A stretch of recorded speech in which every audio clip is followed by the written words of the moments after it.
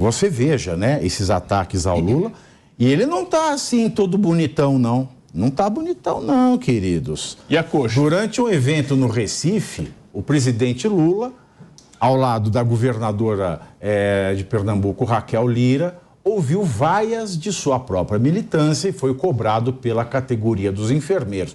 Um grupo começou a entoar palavras de ordem como "pague o piso, a enfermagem acordou". Vamos ouvir. Não, prestem atenção na cara que o presidente faz. É impagável este vídeo. Para você que nos acompanha pela TV e pela internet, se você está no rádio depois, vai na internet e assiste, porque vale a pena.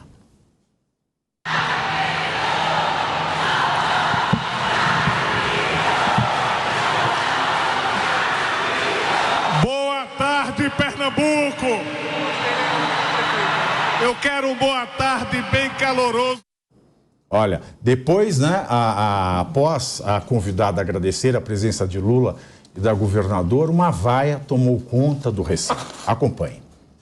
Quero parabenizar a vocês que estão aqui, o presidente Lula, a Janja. Eu estou realizando um sonho. A governadora Raquel Lira.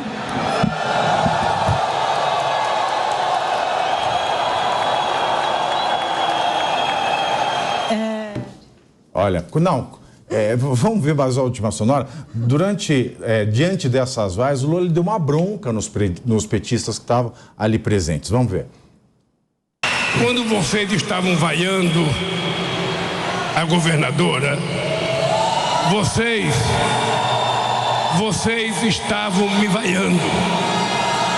Porque ela não está aqui porque ela quer estar aqui. Ela está aqui porque ela foi convidada por nós.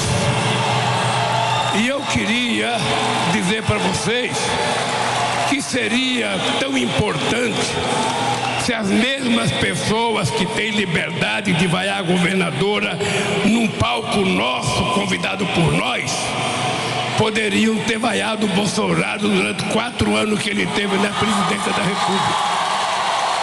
Aí ele lança, né, a peça já, Bolsonaro! Porque o evento tá lá, Bolsonaro! Tá Nossa Senhora, Bolsonaro é chiclete na boca de Lula. Bom, mas só para terminar, o Lula ele tentou se defender sobre a questão do piso salarial da enfermagem, né? E fez mais ataques a quem? Adivinha?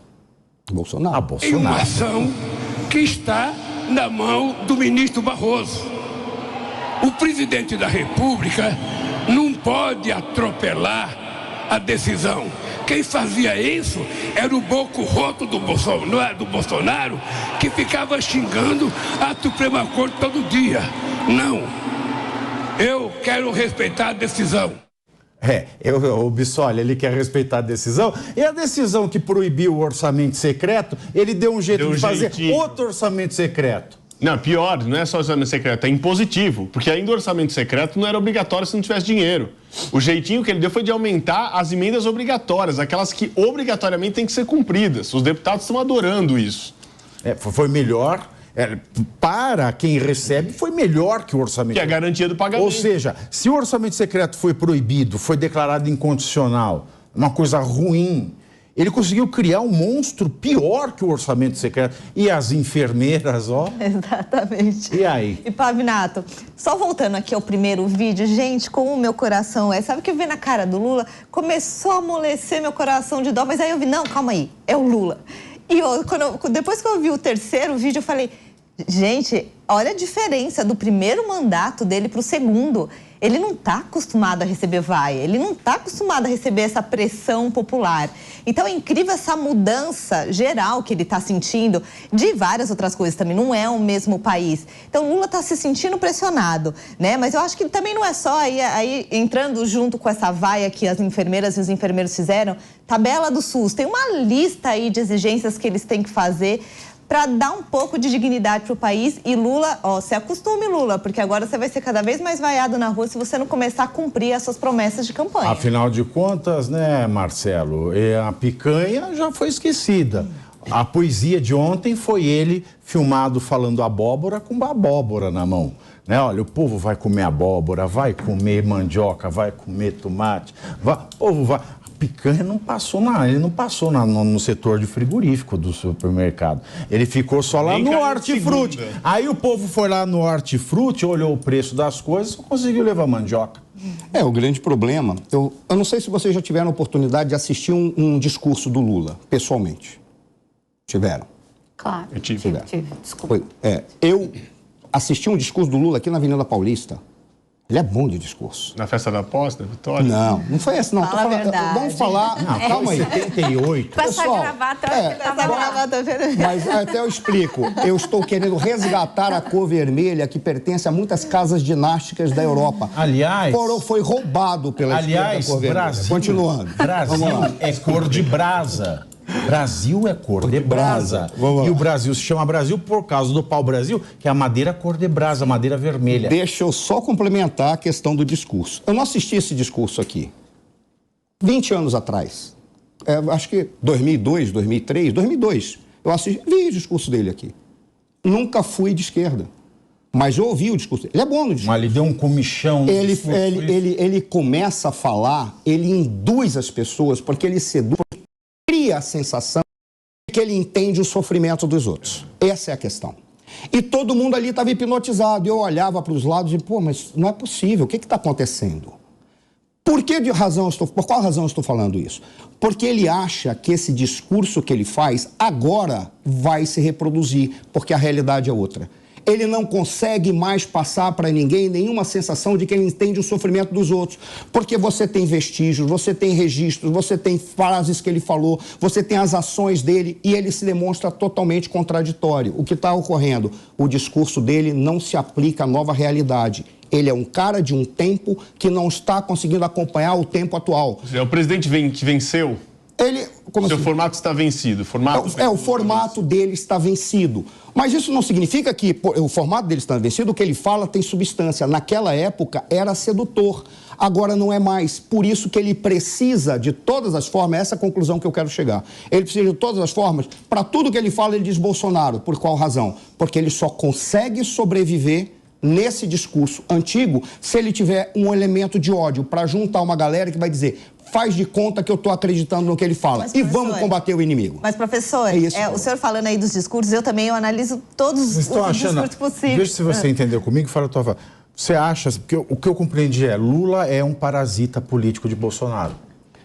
Praticamente sobrevive... Sim. Ele sobrevive ele precisa de alguém para odiar. Mas, Carol, você ia dizer alguma coisa? Não, é só completando a questão dos discursos de Lula. É claro que ele está com o tempo, eu sinto que ele está dando umas atrapalhadas ali, mas quando você pega para analisar os discursos dele com os seus, eu já falei isso aqui em outro programa, com sindicalistas, aí você vê a alma de Lula. Aí você vê quem é, a forma que ele conversa, aí você entende o que ele quer de fato. Porque todos odeiam como ele aquele inimigo comum. Então aí ele fala exatamente o que ele é. Eu diria mais, eu diria que o Brasil é outro e Lula é outro. Lula vem com essa coisa de querer vingança. Rancoroso. Rancoroso, com esse sentimento rancoroso. Sabe o que o Lula mais perdeu, Elaine? Antes ele falava um discurso para um público, outro para outro, outro para outro. Não tinha internet. Exatamente. Eu ia falar isso agora. Lula e PT não sabem usar o potencial da internet como a direita sabe. Isso o Bolsonaro e os filhos fazem de uma maneira muito... Não é a direita, não, a direita. Eu vou falar, eu já percebi, por exemplo, Eduardo, Bolsonaro, Flávio, eles pegam, inclusive, se você falar mal deles, por exemplo, se eu falar mal do Bolsonaro, eles pegam a minha fala... Falando mal deles, eles colocam na internet e conseguem reverter aquilo a favor deles. Então, eles sabem usar muito bem a internet. E hoje nós estamos numa geração digital, que o PT nem o Lula conseguiram chegar, não conseguiram fazer isso. É por isso que ele fez o veto da robótica? Mas aí, olha, eu acho que ele fez ali porque ele não estava entendendo muito bem o que ia acontecer. Ele simplesmente colocou todo um segmento social... a reboque da história e melhor não da do aula protagonismo. De como fazer um brigadeiro. Não, porque ele não sabe, ele não estava entendendo o que significava botar robótica para... Se ele quer mobilidade social, você só dá mobilidade social, vai pegar um cara de esquerda para estudar, Lula. Conversa com o Cristóvão Buarque, você só faz mobilidade social dando educação. Estou citando um cara de esquerda. E ali tem que educar para o futuro. 70% das profissões de hoje vão ser jogadas fora. Aqueles 30 que vão sobreviver estão vinculados à educação e à tecnologia. E aí vai ter uma readaptação de todas as outras profissões. O que ele está fazendo é colocar os segmentos mais pobres para não acompanhar o futuro. Vai continuar todo mundo pedindo esmola. E viver de bolsas quaisquer que sejam. É isso porque ele precisa disso. Eu não acredito que ele ali é uma decisão estratégica, porque ele precisa ter um segmento de pessoas que peçam, pelo amor de Deus, que ele o dê comida. Agora, que ele faça isso. Falou, ele passa a impressão de que sente o sofrimento das pessoas. Sim. A gente acabou de ver aí a cara dele quando os enfermeiros, né, não estão vendo a cor do piso, não estão vendo nenhuma melhora. Ao mesmo tempo em que ele vive em palácio, nunca pegou um voo comercial, só viaja de jatinho, né? Vai no cabeleireiro, no esteticista, malha o dia inteiro, vida de artista, vai pra balada, sai de motorista, né? Pega o carro esporte, vida de artista. Parece a música do Seu Jorge, a vida dele.